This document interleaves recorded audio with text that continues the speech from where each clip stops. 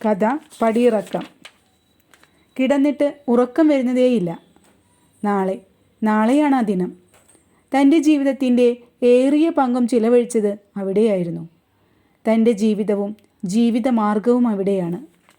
തൻ്റേതെന്ന് കരുതി സ്നേഹിക്കുകയും കേടുപാടുകൾ കൂടാതെ സംരക്ഷിച്ചു പോന്നതുമായ തൻ്റെ വിദ്യാലയം 30 വർഷം കടന്നുപോയതറിഞ്ഞില്ല.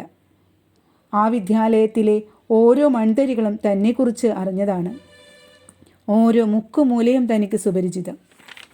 ഇനിയും പിരിഞ്ഞു പോരാൻ കഴിയാത്ത വിധം അടുത്തുപോയി. ഇനിയുള്ള നാളുകൾ എങ്ങനെ താൻ ആ ദിവസങ്ങളെ അതിജീവിക്കും? ഓർക്കുംതോറും സങ്കടം കൺകോണിലൂടെ ഒലിച്ചിറങ്ങുന്നു. നേടിയ സൗഹൃദങ്ങളും മാഷയെന്നുള്ള കുഞ്ഞുമക്കളുടെ സ്നേഹം നിറഞ്ഞുള്ള വിളികളും മാത്രം തനിക്ക് സ്വന്തം. നാളെ പടിയിറങ്ങുമ്പോൾ കരയാതെ ഇരിക്കണമെന്നുണ്ട്. കഴിയുമെന്ന് തോന്നുന്നില്ല.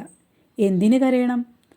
താൻ നേടിക്കൊടുത്ത, താൻ ചൊല്ലിക്കൊടുത്ത ഈ മക്കളുള്ള ലോകത്ത് ഞാൻ തനിച്ചല്ല. അവരെല്ലാം ഒരു വിളിപ്പുറത്തുണ്ട്. തനിക്ക് എന്തുകൊണ്ട് എഴുതിക്കൂടാ? കൺമുന്നിലൂടെ കടന്നുപോയ എത്രയെത്ര പേർ.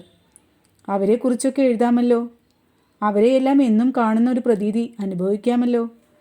സ്വന്തമല്ലാതാവുന്നതും പടിയിറങ്ങേണ്ടതും ഈ വിദ്യാലയത്തിൽ നിന്നല്ലേ, മറ്റുള്ളവരുടെ മനസ്സിൽ നിന്നല്ലല്ലോ. നാളത്തെ പടിയിറക്കം തനിക്ക് ഇനിയും മുന്നേറാനും സ്വന്തം എന്ന് പറയാനും മറ്റൊരു മേഖല കാത്തിരിക്കുന്നുണ്ടാവും. അതുകൊണ്ട് ഈ പടികൾ ഇറങ്ങി നടന്നേ മതിയാവൂ.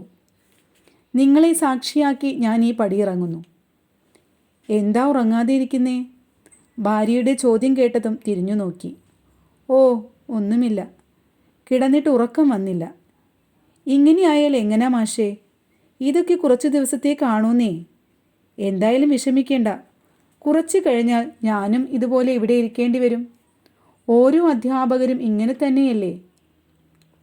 അതിനോട് പൊരുത്തപ്പെട്ടു പോകാനേ നമുക്ക് കഴിയൂ മാഷേ.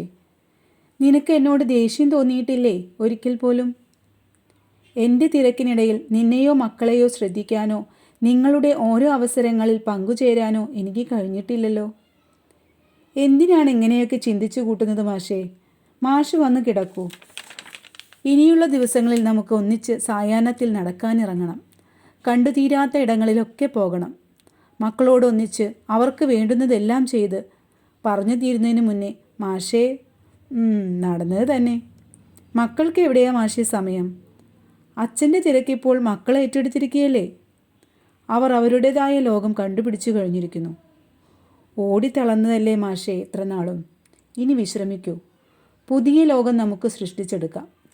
പേരമക്കളുമായി അവരുടെ കുഞ്ഞു ബാല്യത്തിലേക്ക് നമുക്കും കടന്നു ചെല്ലാം. എന്താ മാഷേ, സമാധാനമായോ? വരൂ, സമയം 1:30 ആകുന്നു. സമാധാനമായി ഉറങ്ങിക്കോളൂ. വിശ്രമ ജീവിതം നമുക്ക് ഇവിടെ തുടങ്ങാം. ഭാര്യയുടെ ആശ്വാസവാക്കുകളൊന്നും തൻ്റെ മനസ്സിനെ സമാധാനിപ്പിക്കുന്നതായി തോന്നുന്നില്ല. നാളെ വിദ്യാലയത്തിൻ്റെ പടിക്കെട്ടുകൾ ഇറങ്ങുന്നതായിരുന്നു മനസ്സ് നിറയെ. തിരിച്ചു കയറാൻ പറ്റാത്ത ഒരു പടിയിറക്കം.